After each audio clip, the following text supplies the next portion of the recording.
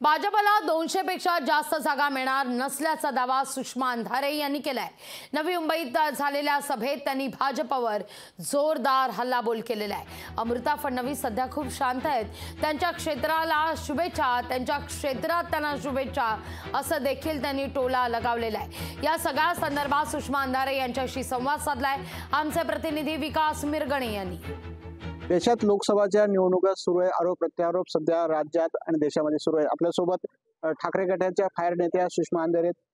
ताई, आपल्या भाषणामधून अनेक उल्लेख झाला। रश्मी वैन आपलं अमृता फडणवीस यांचं सुद्धा तुम्ही कौतुक केलंय, कसं पाहताय? काय पाहायचं, काय चांगली गोष्ट आहे ना। मला वाटते उलट आपण त्यांच्या गायकीच्या क्षेत्राला शुभेच्छा दिल्या पाहिजे। त्या क्षेत्रात रमल्या आहेत, ही चांगली गोष्ट आहे। आपल्या भाषणात खूप महत्त्वाचा मुद्दा आहे की भाजप 200 पेक्षा जास्त जागा जाणार नाही। हेड मोदी 400 पार असे सध्या सोशल मीडियातून सगळे बोलताय, कसं पाहताय लोकसभा निवडणुकीत?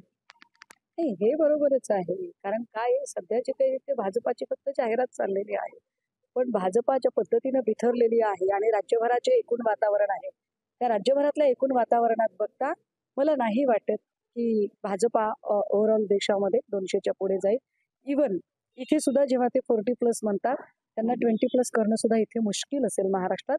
इतकं भाजपाच्या विरोधातली वातावरणाची एक लाट महाराष्ट्रात दिसते। लोकशाही मराठी ऐका, पहा, जागरूक रहा।